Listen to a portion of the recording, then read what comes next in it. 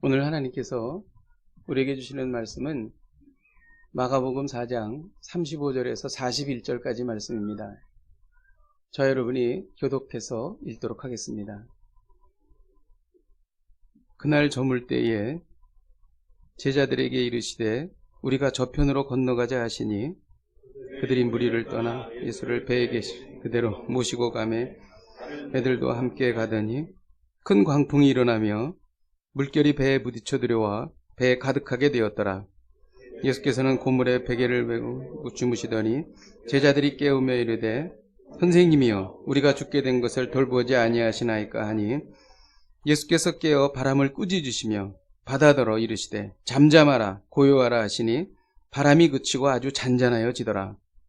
이에 제자들께서 이르시되 어찌하여 이렇게 무서워하느냐 너희가 어찌 믿음이 없느냐 하시니 다 함께 그들이 심히 두려워하여 서로 말하되 그가 누구이기에 바람과 바다도 순종하는가 하였더라. 아멘. 2022년 새해 첫 주일입니다. 오늘 이 시간 우리가 기도하며 나아갈 때에 2022년 우리의 소망과 갈망을 주님 앞에 아뢰십시다. 우리가 오늘 믿음으로 간절히 기도하면 이 해가 마칠 때에 하나님께서 반드시 응답해 주셨음을 눈물로 감격하게 될 것입니다. 오늘 이 시간 우리의 마음의 갈망, 우리의 소망, 주님 응답하여 주옵소서. 하나님의 나라를 위하여 응답하여 주옵소서. 우리가 찬 목소리로 기도하시겠습니다. 하나님 아버지, 주님 앞에 기도합니다. 하나님, 우리의 갈망을 주님 앞에 아뢰옵니다. 하나님, 열심히 전도하게 하여 주옵소서. 잃어버린 영혼들이 주님께 돌아오게 하여 주옵소서.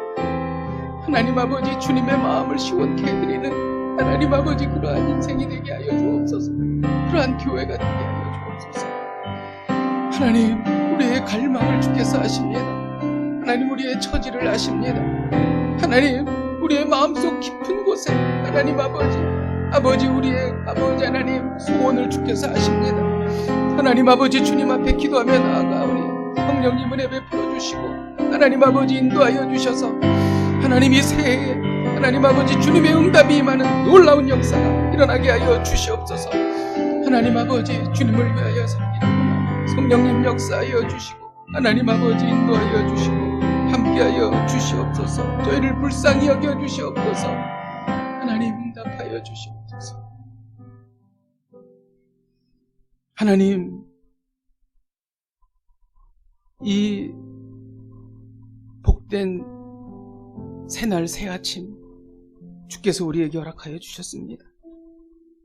하나님, 올해는 그 어느 때보다도 우리 주님을 깊이 사랑하기를 원합니다. 주님의 마음을 헤아려 아는 저희들이 되게 하여 주시옵소서. 세상 것이 아니라 하나님 아버지 하늘의 것을 구하며 사는 저희들이 되게 하여 주시옵소서. 잃어버린 영혼들을 향하여 눈물로 기도하며 그들을 주님께로 돌이키는 저희들이 되게 하여 주시옵소서. 그리하여 먼저 그의 나라와 그의 의를 구하라. 그리하면 이 모든 것을 더하리라고 하셨던 그 말씀이 우리 가정에 그대로 이루어지게 하여 주시옵소서. 그리고 나라와 민족을 지켜 주시옵소서. 불쌍히 여겨 주시옵소서. 예수님의 이름으로 기도하였습니다. 아멘. 오늘은 예수님께서 풍랑을 잔잔케 하신 말씀입니다. 이 말씀은 예수님께서 신적 권능을 가지고 계시다라는 것을 스스로 드러내시는 것입니다. 예수님께서 배를 타고 건너가셨습니다. 거라사 지역으로 건너가셨습니다. 거기는 데가볼리 지방인데 이방인들이 사는 지역이었죠. 예수님이 이방인을 향해서 전도하러 가신 것입니다. 그때 배들이 예수님이 탄 제자들을 따라갔습니다. 그들은 초대교회를 이루는 핵심 멤버들이었습니다. 예수님이 떠나갈 때 다 따라가지 않았습니다. 일부만 따라갔습니다. 우리가 어떤 일을 추진하거나 어떤 선한 일을 할 때에 다 따라오지 않습니다. 그러나 따라오는 사람이 있다는 것입니다. 저는 하나님께서 이 서울 호산나교회를 세우시고 하나님의 거룩하시고 위대하신 일을 행하실 것입니다. 저는 추호도 의심이 없습니다. 우리가 알지 못했던 것을 보게 될 것입니다. 그런데 따라오는 사람이 있다는 것입니다. 우리 모든 성도분들이 이 거룩하신 하나님의 뜻에 따라가는 복된 인생이 되시기를 주님의 이름으로 축복드립니다. 가던 중에 큰 광풍이 일어났습니다. 이 광풍은 정말 대단한 것이었습니다. 갈릴리 바다는 해수면보다 200m쯤 낮아요. 그리고 높은 헬몬산에서 아래로 바람이 불 때에는 정말 그야말로 정말 폭풍과 광풍이 일어나는 것이 바다가 미친 듯이 뛰노는 것입니다. 그래서 예수님을 태우고 갔던 그 배가 흔들리기 시작을 했고 큰 물이 배로 막 들이닥친 것입니다. 그래서 곧 가라앉을 지경이 돼버린 것이에요. 여러분, 하나님께서는 우리 인생에게 때로 폭풍우를 허락하십니다. 그런데 이 폭풍우는 재앙이 아니에요. 이 폭풍우는 우리에게 기회가 되는 것입니다. 이 폭풍우를 통하여 하나님께서 하실 일이 있으시기 때문이에요. 우리를 더욱 인내하게 하십니다. 그리고 견고하게 하십니다. 그리고 소망을 갖게 하시는 것이죠. 폭풍우가 없으면 우리 인생이 너무 나약해지는 것이에요. 땅에 태양만 가득하면 사막이 되어버립니다. 비가 와야 돼요. 바람이 불어야 됩니다. 그래야 땅도 기름져지고 그리고 나무도 더 튼튼해지고 아름다운 꽃을 피우게 되는 것입니다. 우리에게 폭풍우를 허락하시는 이유는 너만 의지하지 말고 세상 의지하지 말고 나만을 의지해라 라고 하는 하나님의 사인입니다. 내가 그것을 감당할 수 없으니까 하나님만 의지할 수밖에 없는 거예요. 하나님은 그것을 원하시는 것입니다. 바울은 그렇게 말했어요. 자신의 약함, 그리고 모욕, 그리고 박해, 역경 속에서도 나는 기뻐할 수 있다. 그 이유는 내 안에서 하나님의 능력이 임하기 때문이다. 그래서 나는 더욱더 강해진다. 바울은 그렇게 힘차게 말했던 것입니다. 여러분, 인생의 폭풍우는 재앙이 아니에요. 기회인 것입니다. 이를 통하여 우리는 더욱 강해질 것입니다. 그리고 보석처럼 빛나게 될 것입니다. 배가 침몰할 지경에 있을 때에 예수님은 고물에서, 배 뒤편에서 베개를 베고 주무시고 계셨어요. 이 베개라는 것은 배에 사람이 머리를 기댈 수 있는 나무 구조물로 부착된 것이에요. 여기에서 예수님은 주무시고 계셨어요. 이때 제자들이 예수님을 깨우며 말했습니다. 선생님이여, 우리가 죽게 된 것을 돌보지 아니하시나이까. 제자들은 이 얘기에 문제가 있습니다. 첫째, 예수님을 선생님이라고 부른 거예요. 아직까지도 제자들은 예수님이 천지를 지으신 하나님이시라는 것을 인식하지 못했다는 거예요. 우리에게 좋은 가르침을 주시는 분, 우리에게 좋은 것을 해주시는 분, 이 정도로만 생각한 것이에요. 아니요. 예수님은 천지 만물을 창조하신 그리고 운행하시는 하나님이신 것입니다. 그리고 제자들은 이렇게 말했어요. 우리가 죽게 된 것을 돌보지 않으십니까? 배가 침몰해서 다 빠지게 돼서 파선하게 된 것을 모르십니까? 선생님이 여기에 계셨으면 우리가 이렇게 되지 않게 해 주셨어야 맞지 않습니까? 이런 투로 말하는 거예요. 부정적인 표현입니다. 여러분, 이게 우리가 재앙을 당할 때에 갖는 생각이 아닙니까? 하지만 예수님의 생각은 전혀 달랐어요. 예수님은 이렇게 말씀하시는 거예요. 나는 너희들이 나를 더 잘 알기를 원한다. 내가 배에 있다고 폭풍이 불어오지 않는 게 아니야. 너희가 나를 더 잘 알았으면 좋겠다. 나를 사랑하는 나의 제자들이 나는 폭풍우를 통과하도록 허용한다. 폭풍우가 오지 않는 것이 아니라 폭풍우가 왔을 때 너희들이 이것을 뚫고 이기는 것을 나는 원한다. 왜? 나는 전능하신 여호와니까. 나는 전능하신 하나님이야. 나의 능력은 너희의 모든 어려움을 다 잠재우고도 남는 능력이 있다. 그러니 나를 믿으라. 나는 하나님이다. 우리 주님 그렇게 말씀하시는 것입니다. 그래서 예수님은 깨어서 바람과 바다를 잔잔케 하셨습니다. 바람과 바다를 꾸짖으셨습니다. 바다를 향해 잠잠하라, 고요하라 이렇게 말씀하신 거예요. 그러자 갑자기 그 풍랑이 허리케인과 같은 그 바람이 잔잔해진 것입니다. 여러분 혹시 바닷가에서 하나도 흔들리지 않는 바다를 본 적이 있으세요? 바람 한 점 없이 바닷가가 잔잔해서 거울처럼 바다의 얼굴을 이렇게 되면 자기 얼굴이 비칠 정도가 된 그런 걸 본 적이 있으십니까? 그 순간이 된 것입니다. 놀라운 일이 일어난 것이죠. 그리고 예수님께서는 제자들을 꾸짖으신 거예요. 어찌하여 무서워하느냐. 예수님이 여기에 타고 계신데 왜 너희들이 광풍을 보고 두려워하느냐. 제자들은 광풍이 사라지고 바다가 잔잔한 뒤에 더 심히 두려워했습니다. 그 이유는 무엇이냐면 예수님께서 그 놀라운 신적 권능을 행하셨기 때문이에요. 신 앞에 선 사람의 경외함, 그 두려움, 그것을 그들이 갖게 된 것입니다. 자, 이제 오늘의 본문으로 들어가겠습니다. 과연 이 말씀이 무엇을 말하고 있는지.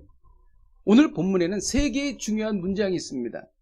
첫째는 예수님이 바람을 꾸짖으셨다는 것입니다. 그리고 너희가 어찌하여 믿음이 없느냐는 것입니다. 그리고 마지막으로 그가 누구이기에 바다와 바람을 잔잔케 하느냐. 이 세 가지 문장이 오늘 본문의 핵심적인 내용입니다. 첫째로 예수님이 바람을 꾸짖으셨다는 것입니다. 39절 우리 같이 한번 읽도록 하겠습니다. 39절 시작.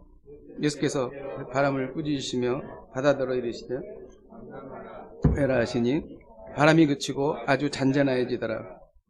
여러분, 예수님은 바다를 꾸짖는 분이십니다. 꾸짖을 수 있는 분이십니다.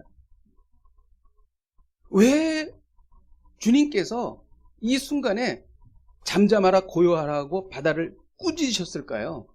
이것은 구약 성경과 아주 긴밀히 연결이 되어 있습니다. 그냥 예수님이 그렇게 말씀하신 게 아니에요. 시편 104편 7편에 보면 이런 말씀이 있어요. 태초에 물이 땅을 덮고 있을 때 하나님께서 물을 꾸짖어 땅으로 물러가게 하셨습니다. 그래서 땅이 드러난 것이에요. 그리고 시편 106편 9절에는 하나님은 홍해를 꾸짖으셔서 바다 가운데 길이 나게 하셨다고 성경은 기록합니다. 시편 65편 7절에는 하나님을 바다의 설렘과 물결의 흔들림을 진정시키는 분으로 묘사합니다. 그리고 이사야는 출애굽의 그 놀라운 역사를 가지고 하나님은 바다를 꾸짖고 그 가운데 길을 내셨다 말하고 있습니다.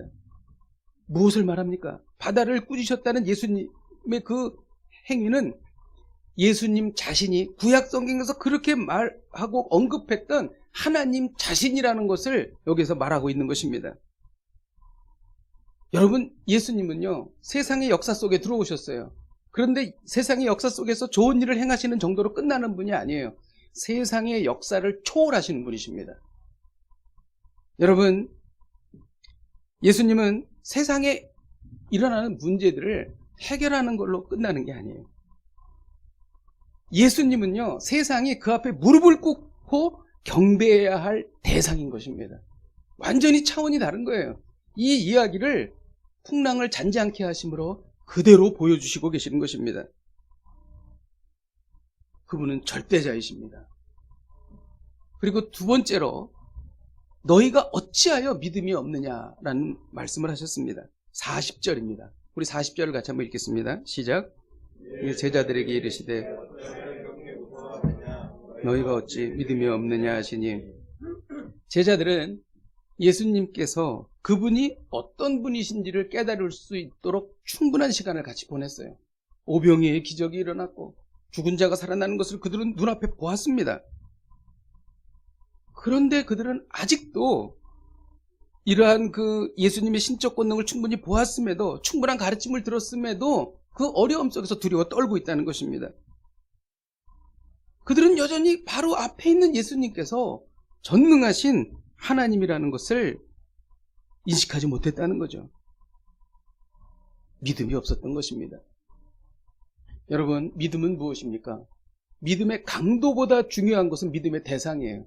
어떤 사람이 절벽에서 떨어진다고 생각해 보세요.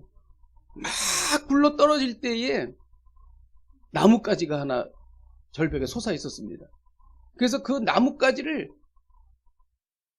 붙잡았어요. 근데 이 사람이 나뭇가지를 붙잡았는데 이 사람의 믿음은요, 나뭇가지를 붙잡을 만한 믿음만 있으면 돼요. 그 다음에 중요한 건 뭐예요? 이 나뭇가지의 강도인 것입니다. 그 사람의 몸무게를 지탱할 수 있는 강도, 얼마나 강한가.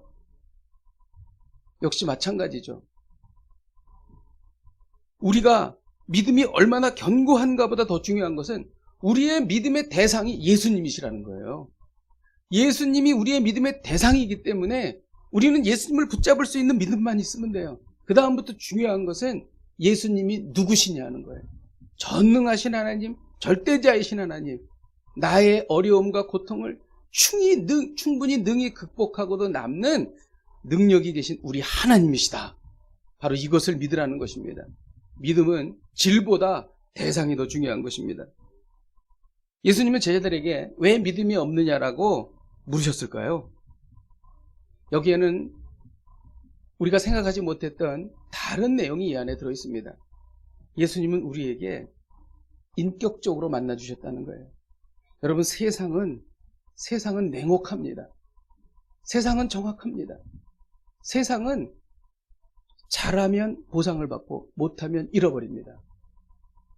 이것이 세상이에요. 그래서 냉혹해요. 강하면 살고 약하면 죽는 거예요. 인과응보의 법칙으로 이 세상은 다 돌아갑니다. 그래서 사람들은 그 법칙에서 어떻게든지 살아남으려고 애쓴다는 것이죠. 그런데 믿는 우리에게는 이런 인과응보의 법칙을 초월하는 법칙이 있다는 거예요. 그것은 뭐냐면 하나님께서 우리를 인격적으로 만나주신다는 겁니다. 인격적으로 만나주신다는 건 이런 거예요.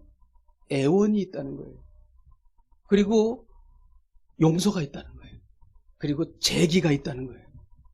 인과응보의 법칙을 초월해서 우리 하나님께서는 그렇게 우리를 대해 주신다는 거예요.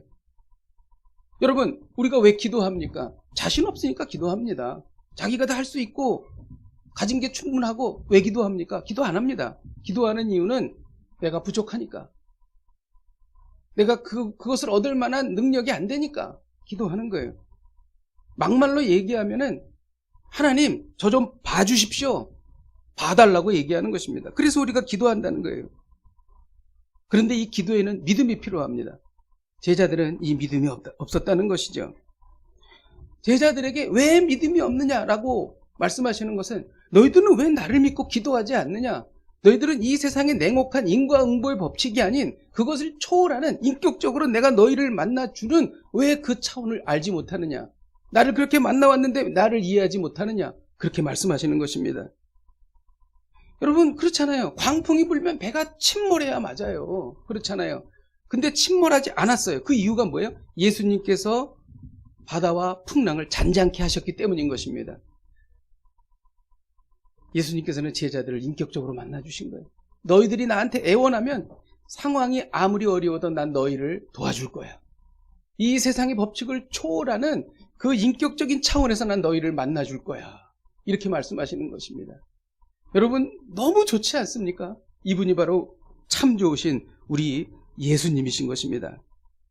그래서 우리에게 믿음을 요구하는 거예요. 그리고 셋째로, 그가 누구이기에 바람과 바다도 순종하는가입니다. 우리 41절을 같이 한번 읽도록 하겠습니다. 41절 시작.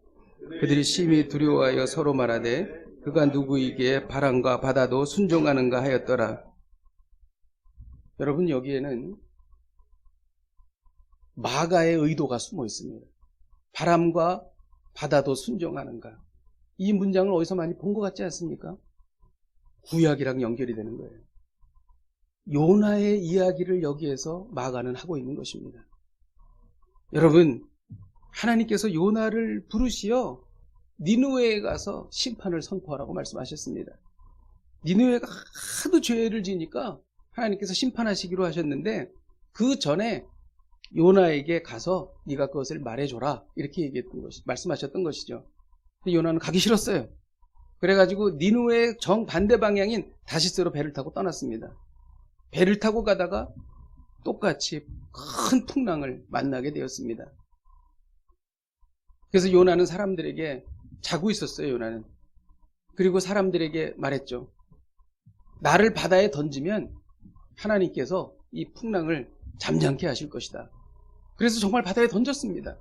그리고 요나는 물고기 뱃속에 들어갔고 거기서 회개했고, 그리고 니느웨에 가까운 바닷가에서 물고기가 요나를 토해냈죠. 그리고 요나는 하나님의 사명을 감당했던 것입니다. 여러분, 이 요나의 이야기와 오늘 이 풍랑을 잔잔케 하신 예수님의 이야기에는 너무나 똑같은 것이 있습니다. 그들은 모두 배를 타고 갔다는 거예요. 그리고 배를 타고 가다 풍랑을 만났다는 거예요. 그리고 하나님의 전능하신 능력으로 풍랑이 잔잔해졌다는 것입니다. 그리고 그 두 경우 모두 선원들은 풍랑이 잔잔해진 후에 더 두려워했다는 거예요. 똑같습니다. 요나의 이야기가. 그런데 한 가지가 빠져 있어요. 뭐냐면 요나가 바다에 던져졌잖아요. 근데 오늘 풍랑을 잔잔케 하신 예수님의 이야기에는 바다에 던져진 사람이 하나도 없습니다. 요나의 이야기랑 비교해보면 딱 그 한 가지가 아주 눈에 띄게 아주 부각됩니다. 그런데 말이죠, 마가복음의 뒤쪽에 가면 예수님이 십자가에 죽으심으로 예수님 스스로가 풍랑에 던져진 것입니다. 예수님 스스로가 던져지신 거예요. 예수님이 죽으신 장면, 십자가의 사건, 그러므로 결국 이 요나의 이야기와 이 풍랑을 잔잔케 된 이야기는 똑같아졌습니다. 이 이야기를 마가가 하고 있는 거예요. 마태복음에서는 아주 직접적으로 주님 말씀하십니다. 요나보다 큰 이가 여기에 있느니라. 예수님은 예수님 스스로가 요나라고 말씀하셨습니다. 이 이야기의 핵심이 무엇일까요? 예수님이 바로 요나다. 예수님이 바로 요나처럼 스스로 이 풍랑을 잔잔케 하기 위해서 바다에 던져서 죽임당하시는 분이 바로 예수님이시다. 예수님이 이렇게 말씀하시는 거예요. 나는 너희를 위해 죽었다. 나는 너희의 모든 풍랑을 잠재우고 모든 파도를 고요하게 만들 것이다. 내가 너희의 절망과 죽음과 고통으로부터 건질 것이다. 너희의 모든 문제를 해결할 것이다. 예수님은 우리를 영원히 죽게 만들 풍랑을 잠재우시는 분이십니다. 그리고 이를 위해서 십자가에 죽으시는 분이세요. 예수님이 형벌의 풍랑에 몸을 던지신 후에 그리고 풍랑은 잔잔해진 것입니다. 여러분, 이 놀라운 복음의 말씀, 예수님이 우리 인생의 격정에, 경랑의 풍랑에 몸을 던지셔서 죽으시고 풍랑을 잔잔케 하시는 그 모든 그 하나님의 그 복음의 진리가 마음속에 새겨진 사람은 세상에 어떤 풍랑이 와도 요동하지 않는다는 거예요. 우리는 그때 비로소 인생을 이길 수 있는 영적인 능력이 우리의 심령에 각인된다는 것입니다. 오늘 하나님께서 우리에게 주시는 메시지가 무엇입니까? 경랑의 세상 한복판에서 예수를 믿음으로 두려움을 이기라는 것입니다. 우리는 경랑의 세상을 살고 있어요. 여러분, 앞으로 무엇이 어떤 일이 일어날지 알 수가 없어요. 그러나 세상은 점점 더 어려워지고 있습니다. 그리고 우리는 거기에 노출되고 있는 거예요. 근데 주님은 말씀하시는 거예요. 내가 너희를 위해서 경랑의 바다에 빠져 죽었다. 그리고 이 모든 경랑을 나는 고요하게 한다. 그리고 잔잔하게 한다. 두려워하지 말라. 내가 너를 붙잡을 거야. 그리고 너에게 이 믿음이 있다면 너는 아무리 경랑의 풍랑 속에서라도 너는 평안을 누릴 거야. 이게 주님이 오늘 우리에게 주시는 메시지인 것입니다. 여러분, 이런 이야기는 성경에 너무나 많아요. 다니엘의 세 친구는 금신상에게 절하지 않아서 풀무불에 던져졌습니다. 7배나 뜨거운 풀무불에 던져졌습니다. 그런데 그들은 죽지 않았습니다. 머리털 하나도 상치 않았어요. 이것에 대해서 다니엘 3장 25절에 이런 말씀이 있습니다. 우리 한번 같이 읽도록 하겠습니다. 시작. 왕이 또 말하여 이르되 내가 보니 결박되지 아니한 네 사람이 불 가운데로 다니는데 상하지도 아니하였고 넷째의 모양은 신들의 아들과 같도다 하고, 불타 죽어야 하는데 세 사람을 집어던졌는데 네 사람이 있는 거예요. 그 중에 한 사람이 누굽니까? 그분이 바로 예수 그리스도이실 것입니다. 뜨거운 불 속에서도 지키시는 분, 경랑의 세상의 한복판에서도 우리를 지키시는 분, 그분이 바로 우리의 주님이신 것입니다. 여러분, 이런 것이 어떤 한낱 설화같이 들립니까? 아니요, 실화입니다. 우리는 그것을 지금까지 경험해왔고 앞으로 더 확실하게 경험할 것입니다. 이 놀라운 예수 그리스도의 능력으로 우리는 흔들리지 않을 것입니다. 경랑의 현실 속에서 예수님을 믿는 사람에게만 나타나는 이 놀라운 일들, 이 기적들, 이적들, 은혜들, 이런 것이 바로 하나님께서 우리에게 예비하신 여호와일의 하나님 놀라운 은택인 것입니다. 말씀을 준비하면서 깨달은 것이 있습니다. 38절에는 예수께서는 고물에서 베개를 베고 주무셨다고 기록합니다. 광풍이 불어서 배가 침몰하는 상황 속에서 어떻게 잠을 잘 수 있을까요? 예수님이 피곤하셨죠. 아무리 피곤해도 선원들이 이리 뛰고 저리 뛰고 절규하는 소리가 나고 풍랑이 불고 배가 기울고 물이 막 오는데 어떻게 잠을 주무실 수가 있을까요? 근데 예수님은 잠을 주무셨다는 것입니다. 그 이유가 무엇일까요? 예수님 안에는 아무리 세상에 풍랑이 불어도 평안할 수 있는 내적 고요함, 내적 평안함이 있으셨기 때문입니다. 우리도 그런 것을 가질 수 있어요. 그래서 예수님께서 보여주셨습니다. 성경에 기록되어 있어요. 베드로가 헤롯에게 붙잡혀서 이제 다음 날이면 죽어야 돼요. 굉장히 위급한 순간이에요. 모든 성도들이 베드로를 위해서 밖에서 기도하고 있었어요. 너무나 위험하니까. 근데 베드로가 깊이 잠들었습니다. 그날. 어떻게 이런 일이 있을까요? 천사가 와서 베드로를 불러도 베드로가 깨지 않았어요. 그래서 옆구리를 찔렀다. 옆구리를 쳤다. 성경이 그렇게 말하고 있어요. 얼마나 깊이 잠을 잤으면 내일 죽어야 될 사람이 어떻게 이런 일이 있을 수 있을까요? 베드로의 마음속에 내적인 평안, 하늘로부터 임하는 참 평안이 있었기 때문인 것입니다. 하나님이 주시는 참 평안을 소유한 사람은 환경의 변화에 따라 흔들리지 않는다는 것입니다. 이 평안은 예수 그리스도 안에서 주시는 하늘의 참 평안이에요. 이것은 세상의 것이 아닙니다. 신령한 것입니다. 이 평안은요, 세상이 알 수도 없고 세상이 줄 수 없는 거예요. 인생의 광풍이 불 때 어찌 두렵지 않겠습니까? 그러나 내적 평안이 있는 사람은 다릅니다. 믿음이 흔들리지 않는다는 거죠. 내가 이렇게 어렵고 힘든 일이 생길지라도 하나님께서 나를 붙잡아 주실 거야. 어떤 상황 속에서도 하나님께서 가장 좋은 길로 나를 인도해 주실 거야. 이것이 금방 응답이 되지 않는 이유는 내가 아직 하나님께서 가지신 그 놀라운 고귀한 정보를 내가 아직 모르기 때문이야. 하나님은 신실하셔. 하나님은 반드시 어려움을 통하여 합력하여 선을 이루실 거야. 그 믿음이 있다는 것입니다. 같이 어려워요. 힘들어요. 하지만 믿음이 흔들리지 않는다는 것이죠. 이거는 완전히 다른 것입니다. 인생이 광풍이 불어도 이리 뛰고 저리 뛰면서 세상의 방법을 찾지 않습니다. 이런 사람들은. 그리고 믿음이 흔들리지 않는 것이죠. 그리고 잠잠히 하나님 앞에 나아가 기도합니다. 시편 119편 165절에는 주의 법을 사랑하는 자에게는 큰 평안이 있으니 그들에게 장애물이 없으리이다. 놀랍지 않습니까? 오늘 마가복음의 말씀과 시편의 말씀이 너무나 똑같지 않습니까? 여러분, 하나님이 주시는 내적 평안이 있는 사람은 환경의 변화에 흔들리지 않습니다. 바로 이 말씀이 예수께서 고물에서 베개를 베고 주무셨다라는 말씀이 깊은 뜻인 것입니다. 오늘 하나님은 말씀하십니다. 경랑의 세상 한복판에서 예수를 믿음으로 두려움을 이기라. 경랑의 세상 한복판에서 예수를 믿음으로 두려움을 이기라. 이 믿음이 충만하시기를 주님의 이름으로 축복드립니다. 우리 함께 찬양하고 기도하겠습니다. 뜻을 생각하며 세상 유혹 시험이 내게 몰려올 때에 우리 같이 찬양하십시다. 세상 유혹 시험이 내게 몰려올 때도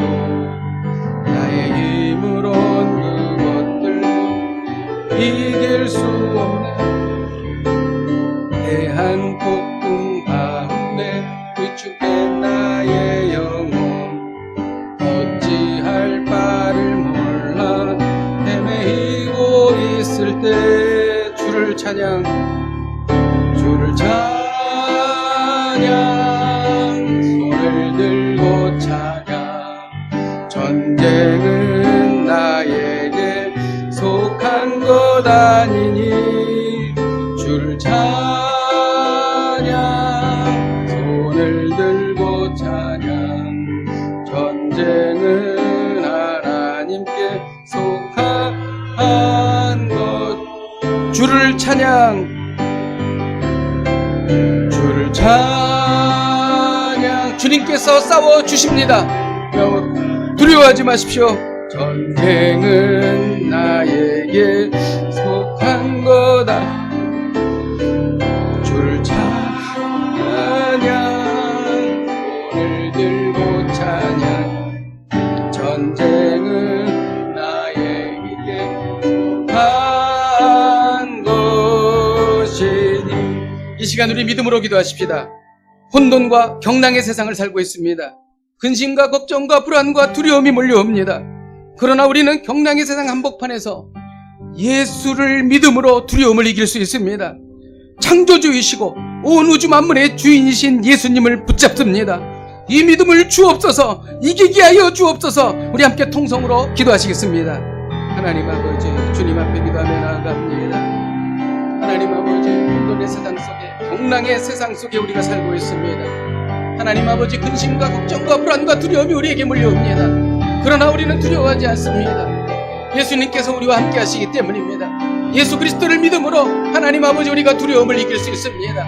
예수 그리스도 이름으로 명한다. 두려움은 떠나갈지어다. 이 더러운 영들아, 악한 영들아 떠나갈지어다.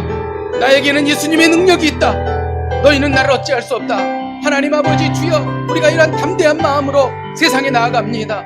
승리하게 하여 주시옵소서. 이기게 하여 주시옵소서. 믿음을 허락하여 주시옵소서. 함께하여 주시고 은혜 베풀어 주시옵소서. 우리가 이어서 기도할 때에 세상 환경에 흔들리지 않는 내적 평안을 주시옵소서.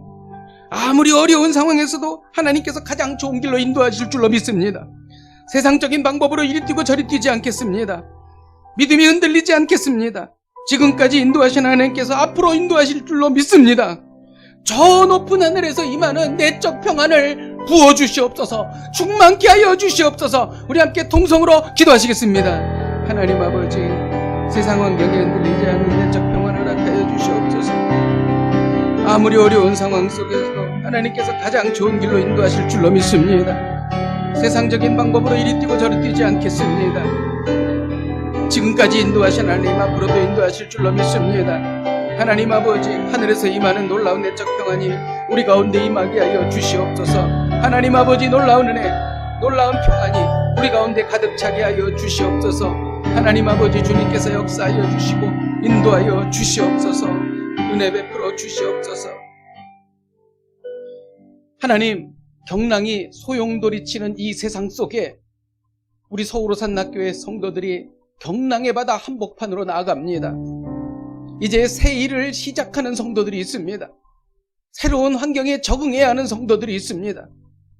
이제 또한 하나님을 붙잡고 하나님께서 베풀어 주신 은혜와 은택을 갈망하며 믿음으로 나아가는 성도들이 있나이다. 앞이 보이지 않는 성도가 있나이다. 불안에 떠는 성도가 있나이다. 이제 오늘 이 말씀을 통하여 이 모든 것을 뒤로하고 예수 그리스도를 믿는 믿음으로 경랑의 세상 한복판에서 두려움을 이기게 하여 주시옵소서. 하나님 아버지, 이 놀라운 역사가 우리의 삶 가운데 그대로 드러나게 하여 주시옵소서. 예수님의 이름으로 기도하였습니다. 아멘.